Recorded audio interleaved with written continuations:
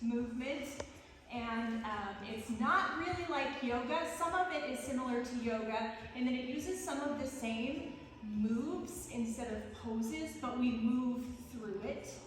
And secondly, since it is breath-based, I want you to think about moving on the exhale.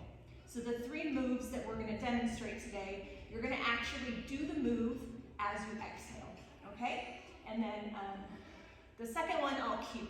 So go ahead and lay down for me, and your feet are going to be on the mat. And your knees, your shins, your thighs should be parallel to one another. And so you want to make sure during this first move, can y'all hear me okay? Yeah. Okay. You want to make sure that you're not flailing your knees out. You keep your feet flat on the mat, and everything, all of your power comes from a nice strong foundation through your feet, okay? So we're going to do what might feel like you're starting a crunch, but you're not at all, okay? This is an ab curl. So bring your hands behind your neck, and we're only providing biofeedback, okay? So pull that belly button down to your spine and make sure that your low back stays in contact with the mat the whole time. Take a deep breath in, and on your exhale, bring your chest up off the mat. Hold it at the top, inhale, and exhale back down. Nice and slow. Inhale, and exhale back up. Inhale, and exhale back down. We're going to do that a couple more times with this pace. And exhale back down. Nice and slow. Making sure not to pull on your neck. There should be no tension in your neck. There should be no pulling. If you feel tension in your neck, then your core is not getting the good work. Let's speed this up. We're going to inhale at the bottom, exhale at the top, come back down.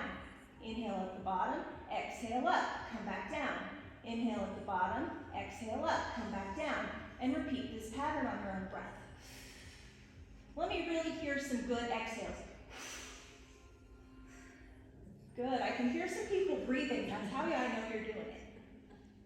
All right, bring your left arm down. Go ahead and stay at the bottom for me. Bring your left arm down, your right arm is still behind your head. Let's engage our obliques. Now we want to think about drawing our right rib across our body to meet our left hip. So go ahead and draw that across, hold it, and come back down. Inhale, draw it across. As you exhale, come back down.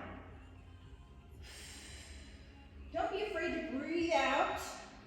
Enough for everyone to hear you. Don't be shy. Hello. Hi. Is anybody feeling any neck tension here? It's okay to say yes. That just means that maybe some little core muscles that haven't felt the work before are starting to feel them.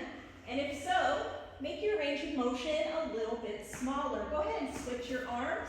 Right arm comes down, and let's draw our other rib to our other hip. I don't know about you, but my oblique here on this side is always a lot more tender because there's always one side of the body that is a little different. Give me 2 more. Last one. Good. Okay, so we're going to get into one of my favorite moves. This is a foundational move for everything we do with our lower belly. And I don't know about you, but every lady I've ever talked to says, I want a strong low belly. So go ahead, and if you feel like you have a lot of low back pain, put your hands underneath your sacrum. If not, if you're ready to advance your practice, join me. Bring your legs up into a tabletop position, and then all the way up. Really glue your legs together. If your knees are bent, it's okay, okay? We're gonna really think about pressing our low back into the mat and use our hands to stabilize us. And we're going to inhale out and exhale in.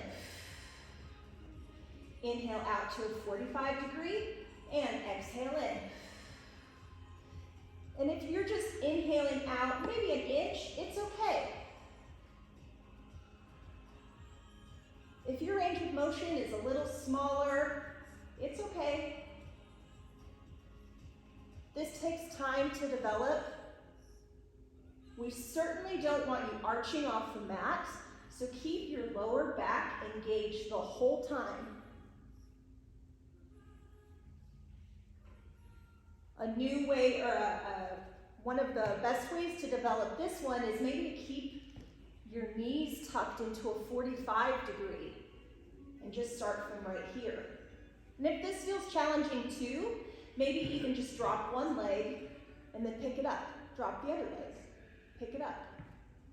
So go ahead and challenge yourself and see where you are in this earliest form.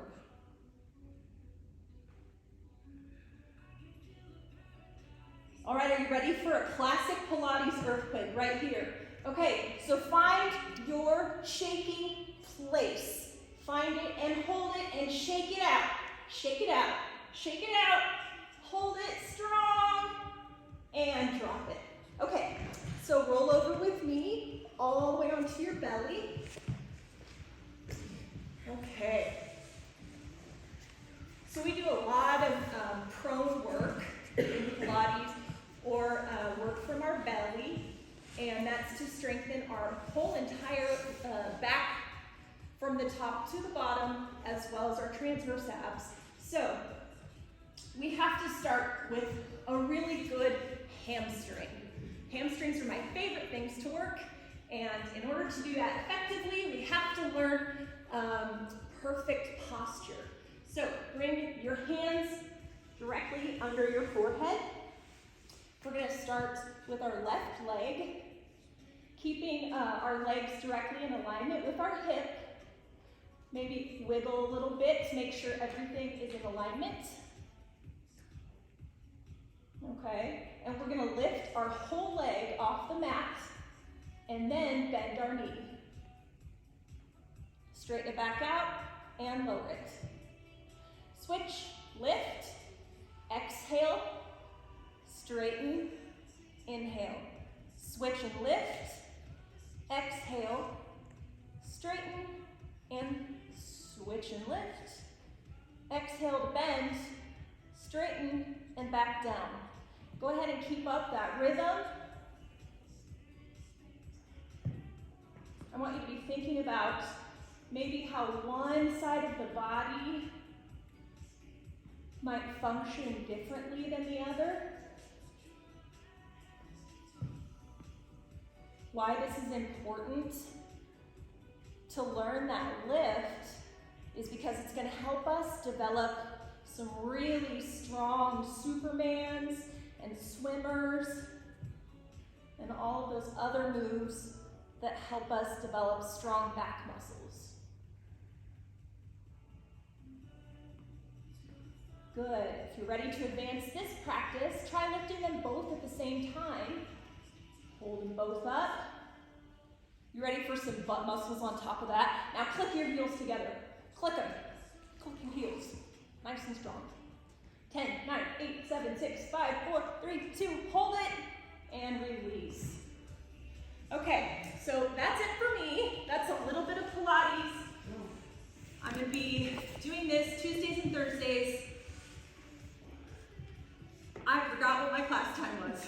5:15.